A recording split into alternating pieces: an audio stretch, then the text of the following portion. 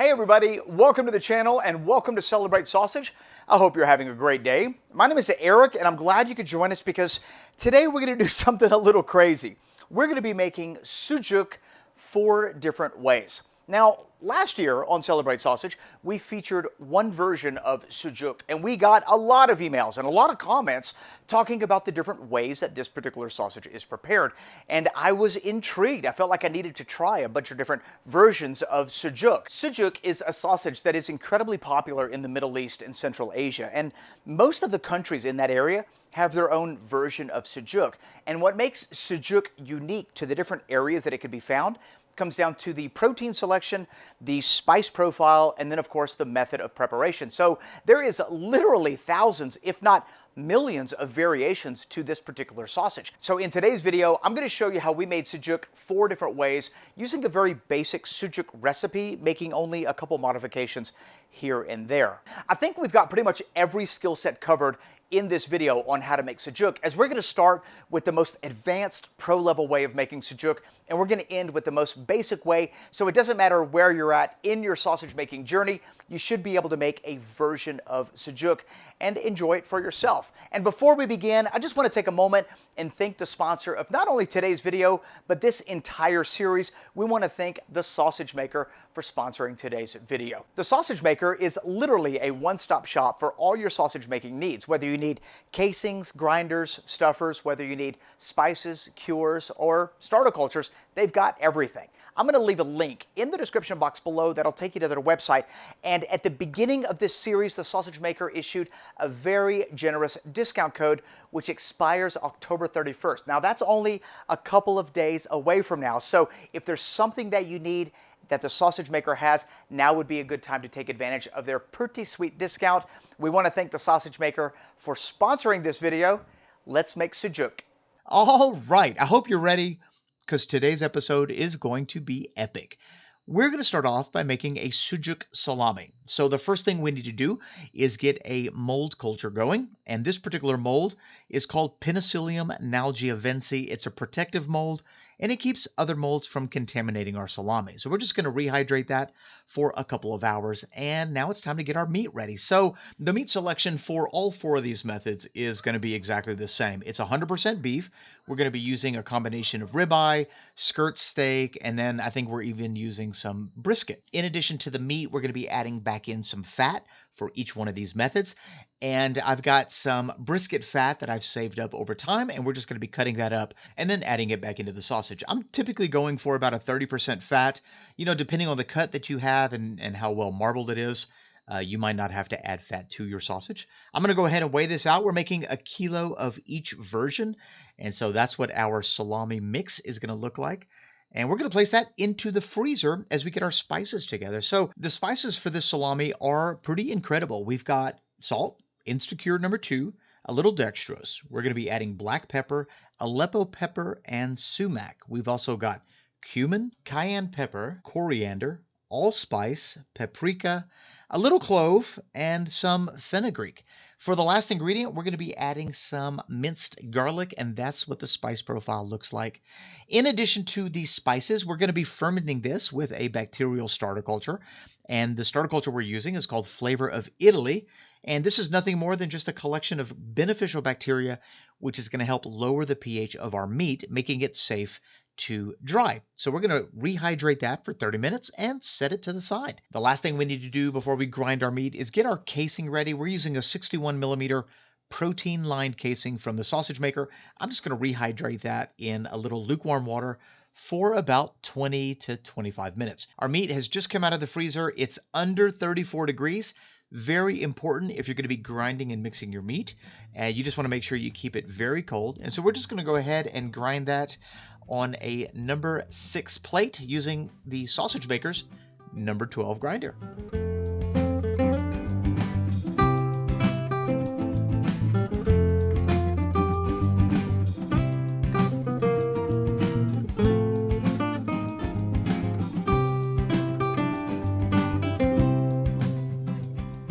It's now time to mix our meat, and you want the temperature of the meat to be below 34 degrees Fahrenheit. If it's not, just re-chill it until it gets cold enough. Our meat was about 33 Fahrenheit, so we're going to go ahead and add in our spices as we mix it.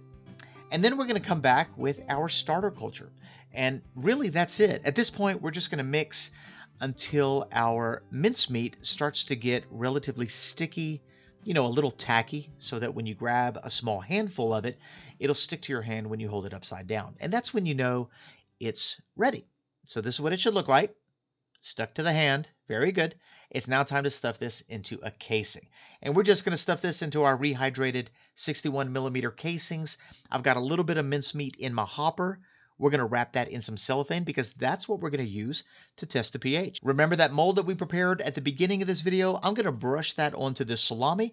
I'm also going to prick the salami looking for any air pockets, and then we're going to weigh it. We're going to start by writing our actual weight, and then we're going to write our target weight. And in our situation, we're targeting a 35% weight loss. Finally, it's time to ferment our salami, and check out how easy this is. All I'm going to do is take that salami and wrap it in cling film. The reason I'm wrapping it in cling film is because that cling film is going to help maintain high humidity around that salami, which is essential for good fermentation. The other requirement is temperature, and fortunately my kitchen is around 75 degrees Fahrenheit, so I'm just going to leave that salami on my kitchen counter. If you don't have a warm kitchen, you can always place this inside of your oven with only the light on, and that should satisfy the temperature requirement. We're going to ferment for 18 to 24 hours, and our target pH is anywhere between 4.9 and 5.2. That's what we're going to be shooting for. So it's now 20 hours later, and it's now time to test the pH. And this little sample that I'm holding has definitely firmed up quite a bit over the night. It's also taken on a much brighter color, and the smell of it has a very slight acidic, slightly fermented smell. So all of those are indicators of good fermentation. Another thing you'll notice is that the meat will be more bound together. It'll have somewhat of a waxy look or a slight rubbery texture to it. And let's just go ahead and take our Apera Instruments pH meter to test the pH, and let's see what we got. We're looking for anything between 4.9 and 5.2. And it looks like we are at 4.91, absolutely perfect. It's now time to take this salami and place it in the drying chamber. The drying chamber that we're using is nothing more than a modified refrigerator where we can control the temperature and the humidity. If you'd like to know how we built our drying chamber, and trust me, it is incredibly easy, I'll leave that video suggestion at the end of this video, so be sure to stick around to the end. Here's our drying chamber. We've got a lot of different projects in there. That huge salami on the right, that's the world's largest Genoa salami. Really cool project. All right, so that's going to hang out in there until it hits the appropriate weight. The temperature inside of our chamber is going to be 55 degrees Fahrenheit with a 80% humidity. If you have a basement or a cellar that's around 55 Fahrenheit or 13 Celsius with a high humidity, you could just hang that in there and it'll dry beautifully. We're going to be targeting a 35% weight loss. So once we lose that 35%, our salami will be ready to eat. If you like a more firm salami, you can let it go up to 40% and that would be fine too. So while our salami dries, let's go ahead and make the next version, which is the semi-dried sujook. So we're going to start off once again using a mold culture. We're using Penicillium nalgiavense. We're going to rehydrate this for a couple of hours before we need it. And this is going to be that protective white mold that you generally see on some sausages. So we're going to set that to the side. And then we're going to get our spices together. And the only real big change is we're going to be using Instacure number 1 instead of Instacure number 2. And next, we're going to get our bacterial starter culture ready because this is also a fermented sausage. So we're just going to rehydrate that for half an hour, set it to the side. And let's look at the casings we're going to use. For this sausage, we're going to be using beef rounds. 43 millimeter from the sausage maker. These have been soaking for 4 or 5 hours. And we're going to take our semi-frozen meat. It's been chilled to under 34 degrees. And we're going to grind the meat and fat together on a coarse plate.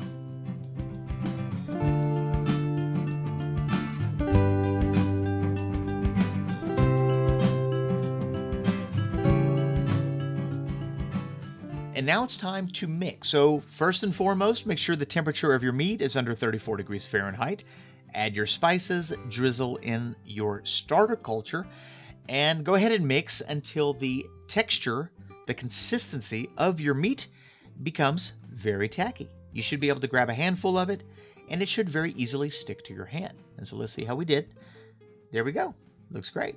And now we're going to stuff this into its casing, and nothing special here. We're just going to make one large link with this sujook. So this is roughly a kilo of meat, and we're going to connect the ends here in a minute. The meat that's left over in the hopper, wrap that in some cellophane, just like we did with the salami version, because we're going to be testing the pH of that mincemeat. We're going to prick this sausage looking for any air pockets, and then we're going to brush the entire thing down with that mold culture that we prepared earlier. And then finally, we're going to weigh it. Now, you don't technically have to weigh it, but I like to weigh it. And for this particular sausage, we're going to be targeting a 15% weight loss. All right, this is semi-dried, so we don't want to dry this too much. We just want to dry it a little bit. And now it's time to ferment. So all I'm going to do is wrap it in some cellophane, just like we did with the salami, and leave it on my kitchen counter. Sometimes you'll find this sausage pressed, so if you want to press your sujook, just place a sheet pan or a cutting board on top of your sausage with a heavy weight on top of it. This is going to ferment for 18 to 24 hours, and the temperature your sausage needs to be in is between 75 and 85 Fahrenheit, or 24 and 29 Celsius, with that high humidity. Our target pH is anywhere between 4.9 and 5.2, and it's now been about 18 hours, so it's time to test the pH. And I've actually got somewhere to be here in a minute, so I'm hoping that the pH is within that range, because I'm going to be gone for the better part of the day. So let's test the pH, and if it's within the range, we're going to be good to go. We've got the Apera Instruments pH meter. We stick it on in there, and 5.2. So well within the range. I can safely now begin the drying process. And that meat sample, well, we're just going to patina it. We're going to coat that in some medium ground cornmeal. And once it's completely coated, we're going to place that into our drying chamber with our sujook sausage. That's going to dry, and then in a month or so, we'll be able to eat that, and we don't have to throw it out. So that goes into the drying chamber. Just like before, this is a modified refrigerator. We control the temperature and the humidity. If you've got an awesome basement or cellar where everything is nice and cool with high humidity, you can just place that in there and it'll dry nice and even. So remember, the temperature is 55 Fahrenheit or 13 Celsius with an average humidity of 80%. And for this semi-dried sujook, we're going to be targeting a 15% weight loss. So it may take anywhere between 7 to 10 days. It just depends on your chamber. But this is what it should look like once it's finished. That mold covering has grown extraordinarily well. The entire thing is coated.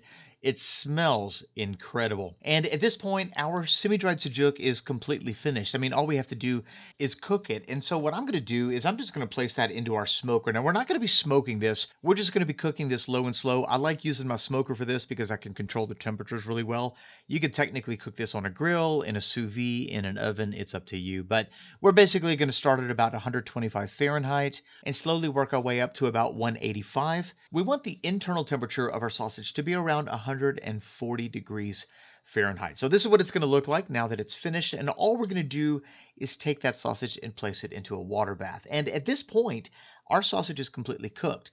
We can refrigerate it. We can freeze it for later. And what I think I'm going to do is I'm going to go ahead and peel off this casing. This is not an edible casing. And then just give it a little slice and see what this sausage looks like on the inside.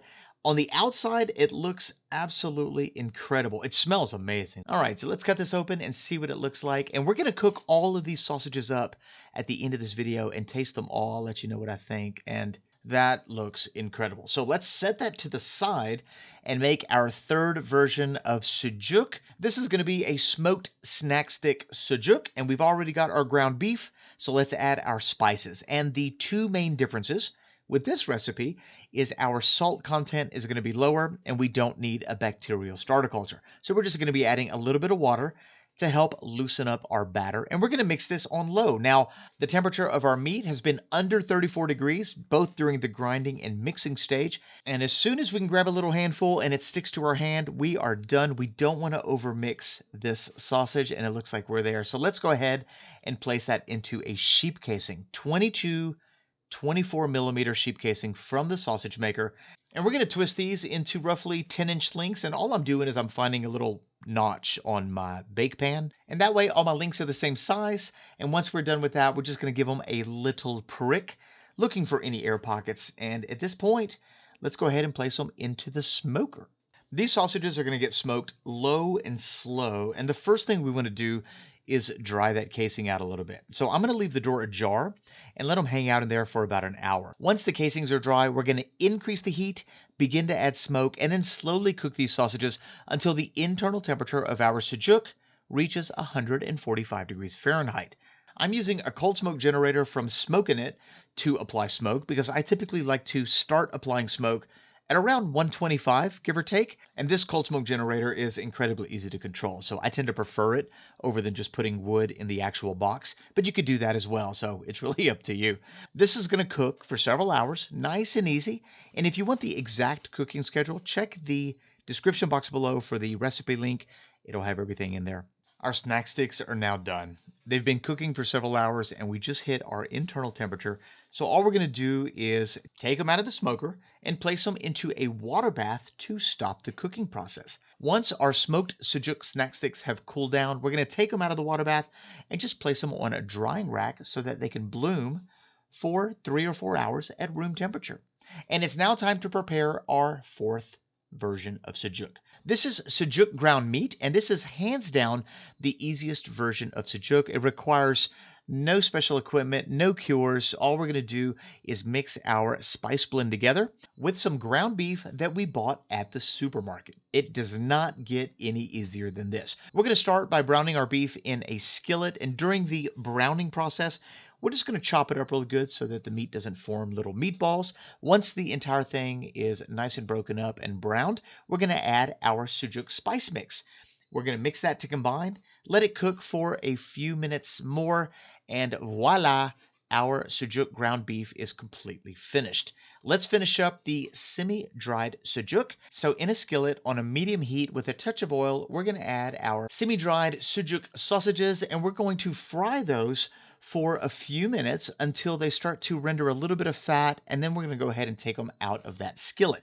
That same fat we're going to use to cook some eggs, because sujook goes incredibly well with eggs. So no matter what version you end up trying, even if it's the ground beef sujook, crack a couple eggs over that ground beef right at the end of the cooking process, and it'll be amazing. So I'm going to cook up some jammy yolk eggs for our taste test. If you don't like jammy yolk eggs, you could do scrambled eggs. It's really up to you.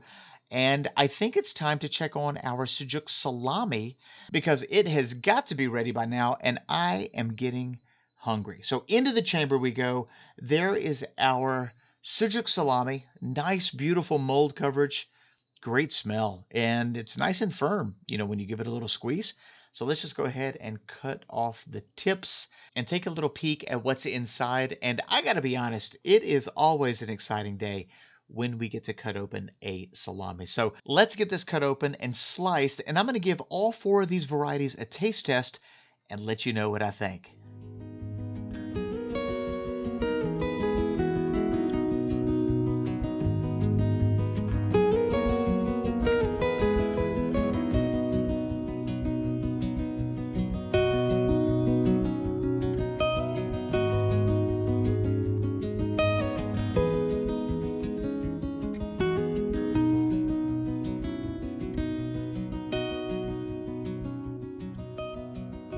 It's now time to taste our sujook, and this is incredible. It's like I've got a buffet of sausages right here in front of me. Each one of them looks amazing. We're going to start off with just the very simple ground beef, sujook spices, and the jammy yolk right on top. So let's just give that a smell.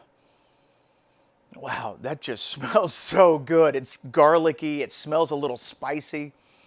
Cumin and coriander. Okay, let's see how it tastes.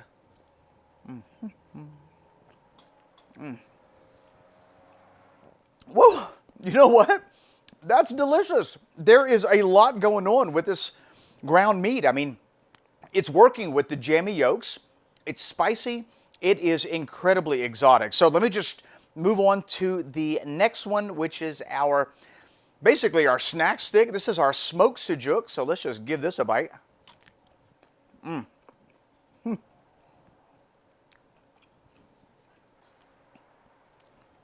Huh. Very, very interesting. Totally different eating experience. Very smoky. The flavors actually don't seem as intense as they did with the ground meat. The texture is a lot finer, so the chew is a little bit easier, and that nice sheep casing gives it a really nice snappy bite. So far, I'm kind of digging the smoked sujook. Let's try the semi-dried version of this sujook, and let's get a little egg yolk on that.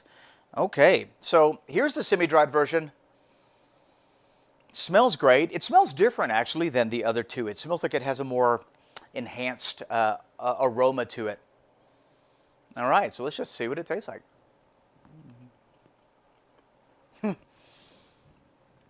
Woo!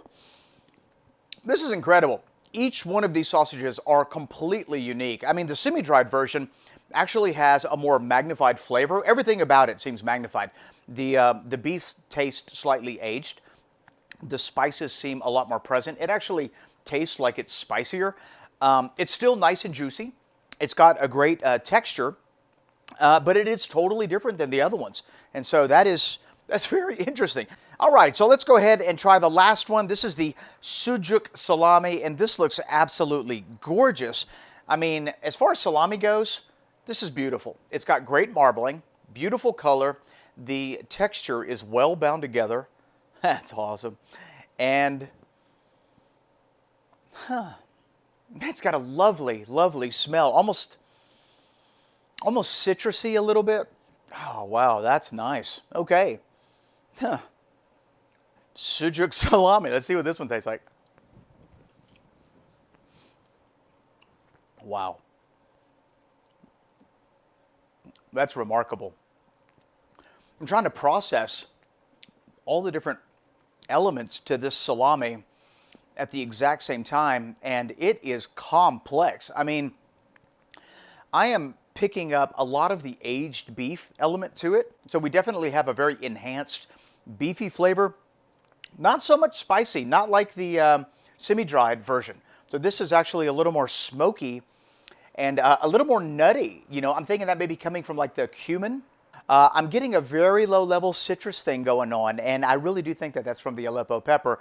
Overall, this is a very tasty version of sujook. If I had to pick which one of these I like the best, I would have to say, hands down, the sujook salami is a clear winner. I mean, they all have the basic sujook essence, but for whatever reason, and I think it's the drying time, the maturation, the development of the flavors, the sujook salami is absolutely more flavorful, more refined, more complex than any of the other ones. And for me, that just really ticks a lot of boxes. Coming in a close second, though, I would have to say that the smoked sujook snack sticks are incredibly delicious. And by itself or, you know, tossed with a breakfast, I think would be absolutely delicious. I hope you get to try one or maybe even all four of these ways. And if you do, leave me a comment in the comment section below as to which one you like the best. Thanks for watching this video. If you have any questions about sujook, leave them in the comment section below. And if you like this video or got anything out of it, a great big thumbs up would be helpful. If this is the first video that you've seen from our channel, we'd like to say welcome. Take a moment, click that subscribe button and that notification bell. We've only got a few more uploads in the month of October for Celebrate Sausage. I don't want you to miss a single one. Thanks a lot for being here. See you tomorrow. Bye-bye.